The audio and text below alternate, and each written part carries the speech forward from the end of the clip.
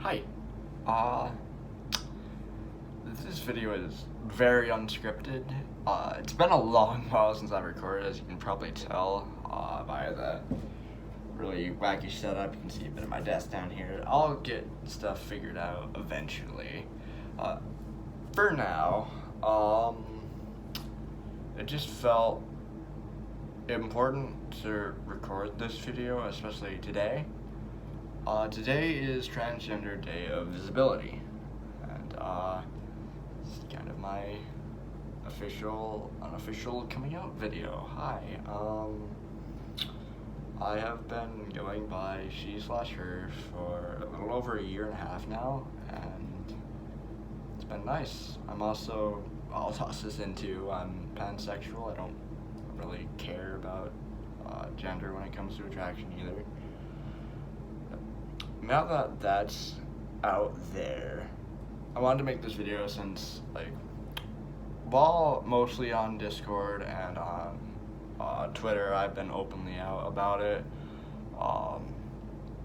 There's still some people who don't know, probably on the YouTube channel, and there's some personal friends of mine that I'm hoping are going to watch this video and maybe see it, so that's you. Hi. I wanted to talk a little bit about my experience of growing up LGBTQ in a Christian household. There's a South Park episode out there that I watched recently that really kind of captured it, where basically they were at this camp and they were told that they were wrong, that they were gross and disgusting, and it's not really something that I believe you can change about yourself. It's not. But basically, it was always very hard because for a lot of my life, I really did not like the fact that I liked guys. I liked people that I was told, hey, that's wrong, you can't do that.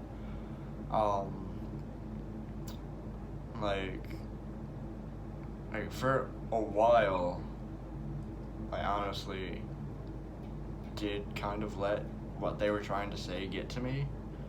It's how do I put this? I was like I said, I didn't like myself very much because of that, and for a long time I didn't like other people because of that, who were also part of the spectrum. And that is a very dark part of my life, a very bad part of my life that I want to move on from.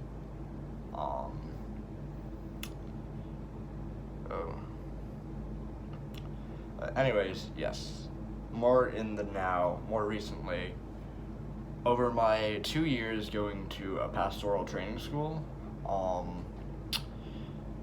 that was when I was left to my own devices. I was out on my own. I didn't have my parents constantly watching every move. And I think that's really where the ball started rolling on self-acceptance of the fact that I was pansexual, mostly for that part. The transgender thing came in more of quarantine, but we'll get to that in a second. Yeah, it's I could explore what I was into, and I wound up stopping going to that school for a lot of reasons. I think that by the second year, it was pretty much out of the self-hatred phase of the acceptance, I guess. And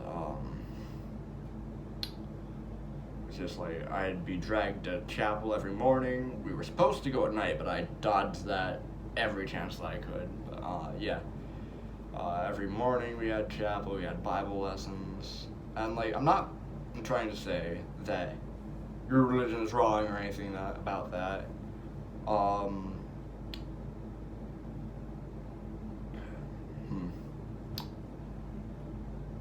like, I think that you should be able to believe what you want to believe. But even in that sense, it always felt contradictory to me. As when the Love Wins thing was going on, when the gay marriage law was passed, I was taught, like, hey, no, that's not a thing, because I went to a Christian elementary school and middle school. It was like a K through 8, blah blah blah, whatever.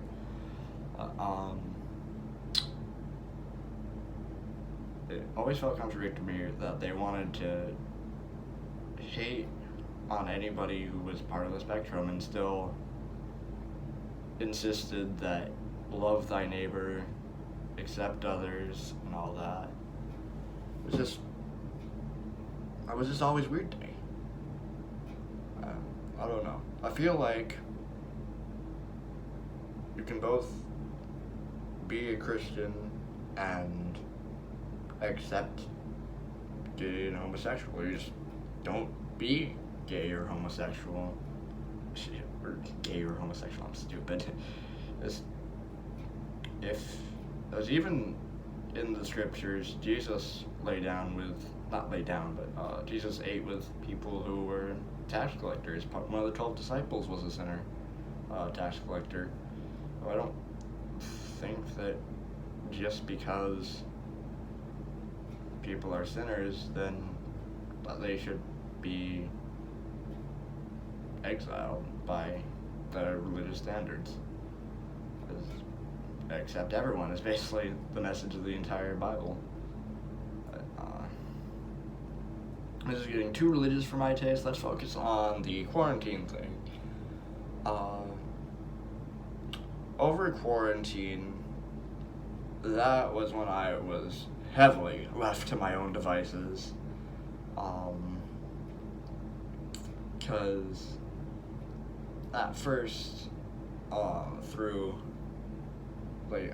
at that point, I basically knew that I was pansexual. And then we got into quarantine, and I was like, I don't know.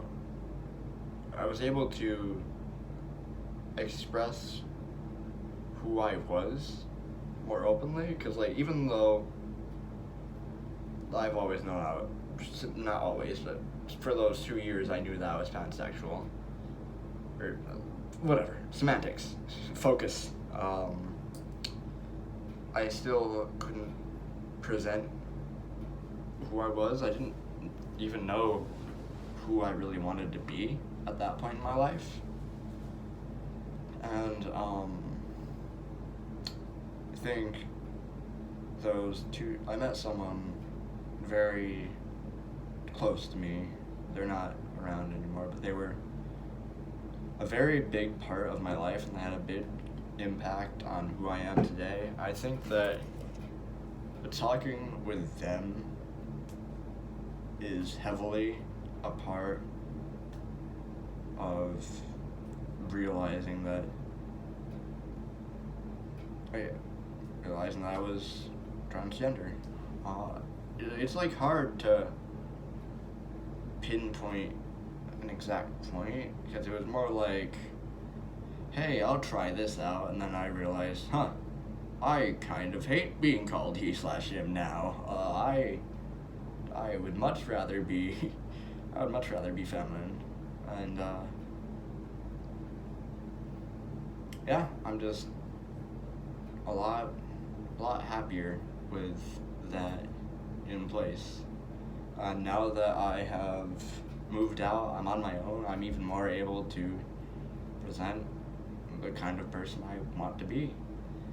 And a lot of people will say, like, you can't change who you are or all that. Hey, I don't care. It makes me happy. And I would rather be happy and be wrong rather than be right and be miserable. That's really all I have to say on the subject for the moment. I don't know if I'll put out more videos in any soon time because I have like a full-time job now and all that, but that's all I've got to say for the moment. Well, see you guys later.